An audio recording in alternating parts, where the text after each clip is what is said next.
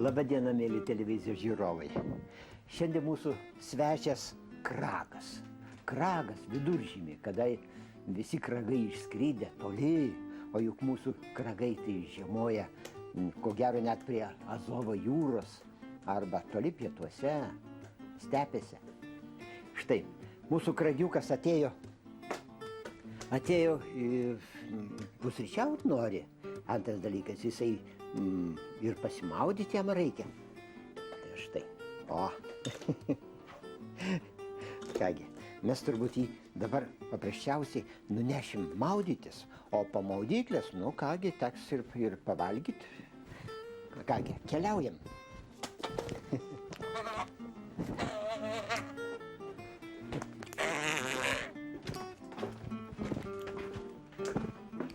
Ausuotieji kragai dar gana dažni Lietuvoje, bet ne žiemos vidury. Ši žiema krečia šposus. Tai man žmogus atnešė šikšnosparnį, pagautą kažkur tai vidury gatvės. Tai kragas, o jų kragai tai mūsų turi būti išskridę ir skridę gana toli, net iki Azovo jūros, pietų Rusijos, kažkur tai skrenda mūsiškiai kragai. O čionai žmogus pagavo mano kaiminystėj Pašilaičiuose. Ir mano laimė, kad netoliese buvo mūsų režisierė Miglė. Vat štai jinai ir paklausė žmogų, kaip pateko pas jį kragas, kuris vėliau atkeliavo į mūsų namus. Aš ėjau iš ryto 7:30 maždaug į darbą. Darbą tamsoka, bet pamačiau ant kelio, likti kepurė, likti kas guli, iš karto nesupratau, bet priėjau aukščiau, arčiau žiūriu, kad kruta galvytė tokia. Nu, aš priėjau arčiau jo ir paukštis. Pabandžiau jį su pirštinė taip, bet jis labai agresyvus. Puolė taip smarkiai su sparnu, su snapu. Bet sėdė ant kelių, jis nesikėlė kojų. Aš pagalvojau, kad mašina važiavus ir jį numušė tiesiog. Nu, galvoju, ką su juo daryti, aš atsitraukiau taip, bet jis nebėga. Bet man prie kojų šliaužė. Aš vėl pasilenkiau jį, reiškia, pabandyti imti. Jis vėl taip šnypščia ir taip su snapu labai smarkiai taip jau puola. Aš dar kartą atsitraukiau, galvoju, ką čia taip daryti dabar. Tu sulaužytas, galvoju, tai gal kaip šį paimti. Jis prišliaužė tuo metu, man prie kojos prisiglaudė.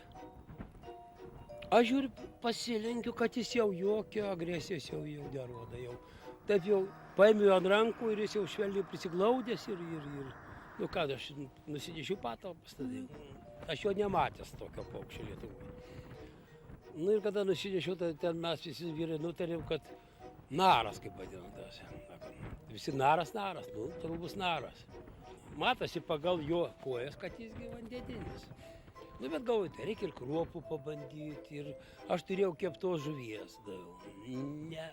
Paskui mėsytės plonai šaltos papjaušiau, nebanda nieko.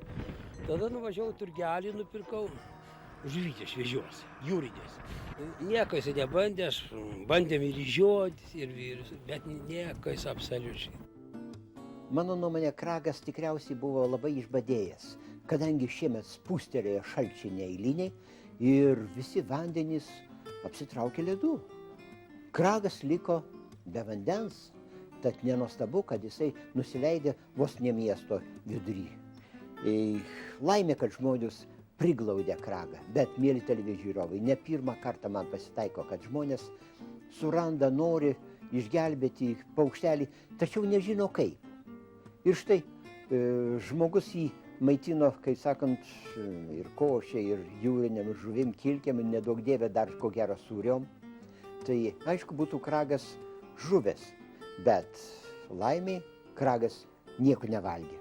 O į mūsų namus patekęs, nu kągi, jisai valgo kaip reikiant. Mes žinom, ką jam duoti. Jisai valgo tik tai smulkės žuveles.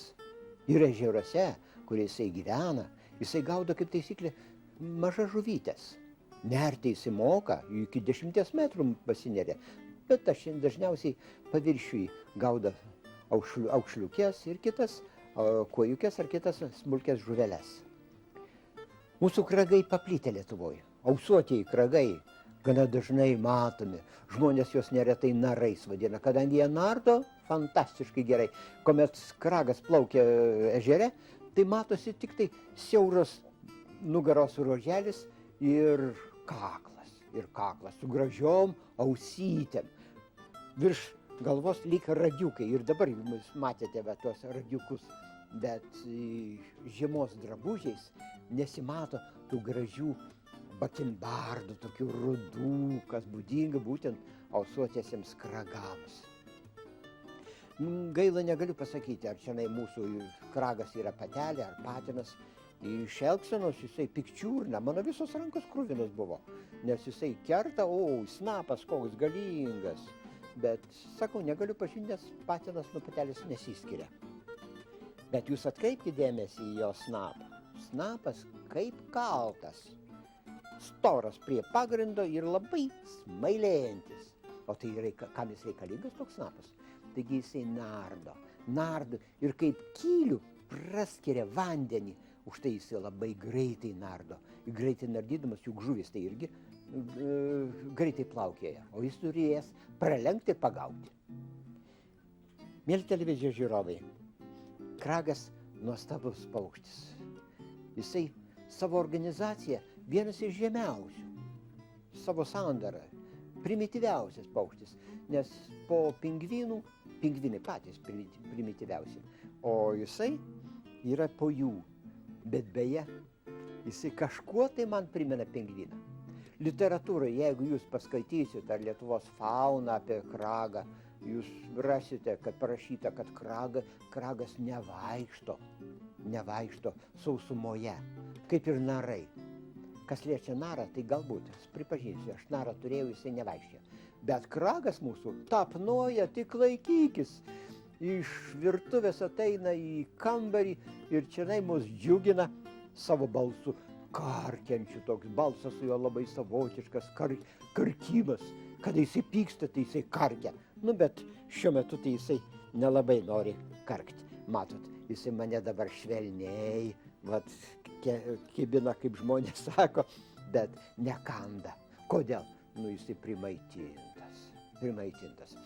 Iš ryto mes jį visuomet nešam į vonę, pripilam vandens ir jisai ten panardo, ten pasiprausia ir pavalgo žuvyčių. Jeigu žuvys per didelės, per stambios, tai mes jas supjaustom. Paprastai išilgai supjaustom gabaliukais ir jisai tada jau valgo normaliai. Valgo daug. Taip, kad beveik per dieną puskilį žuvies suvalgo kaip niekur nieko. Mėly televizijos žiūrovai, man kragus ne kartą teko matyti gamtoje, juk aš keliaudamas ir prie Kuršių marių ir kitų prie ežerų, ne kartą matydavau kragus. Ir ne tik matydavau. Aš juos ir lizdus rasdavau, ir jauniklius matydavau. Žodžiu, kragas yra įprastinis Lietuvos paukštis, bet tik tai dideliuose ežeruose. Jūs jo nematysit mažam miško ežerėlyje, jūs nematysite mažam tvenkinėlyje, nes jisai renkasi stambius vandens baseinus, kaip mes sakom. Stambius ežerėlius arba stambesnius tvenkinius, žuvivaisius tvenkiniuose mėgsta jisai pagyventi. Štai, kodėl jisai pasirinka didesnius vandens baseinus? Todėl, kad jisai kyla labai sunkiai. Jo sparniukai yra sąlyginai mažyčiai, trumpučiai. Vat pasižiūrėkite, koks sparniukas viso labo. Štai. Ir jam reikia labai ilgai įsibėgėti. Jisai ilgai bėga vandens paviršiumi, tapnoja kojomis ir tik tai tada pakyla į orą ir nuskrenda. Skrisdamas jisai nelabai vairuoti gali. Jūs pažiūrėkite, uodegos tai beveik nėra. Yra kelios plunksnytės, va tokios padaigytės, kaip sako, mažytės. Štai jisai skrisdamas turi sparnais kažkur tai laviruoti, o tas yra labai sunku. Ir todėl kragas, kai pasileidžia viena kryptimi, taip ir skrenda. Va, štai matot, kragiukas, kai sakant, dabar plunksnas taiso, antodegeliauka pas jį gerai veikia ir jisai tada su galvos skruostais jisai patepa riebaliukus iš riebalinės liaukos ir ištepa visas plunksnas, kad nesušlaptų. Tas jam labai aktualu. Kaip ir visiems vandens paukščiams, bet jiems ypač aktualu, kadangi jis ir nardo. Nu štai, o koks jo lizdas? Koks jo lizdas?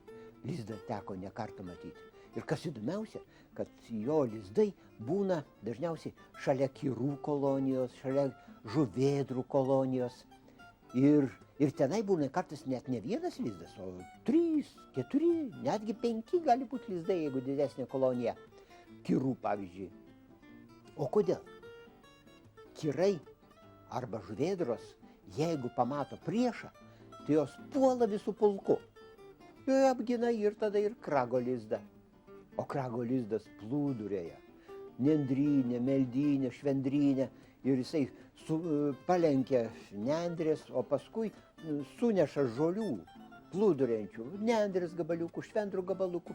Ir viską krauna į vieną krūvą, taip kad susidaro ištisa kupeta, kuri paskęsta vandenyje. Ir jo lizdas tikrumoj paskendęs vandenyje.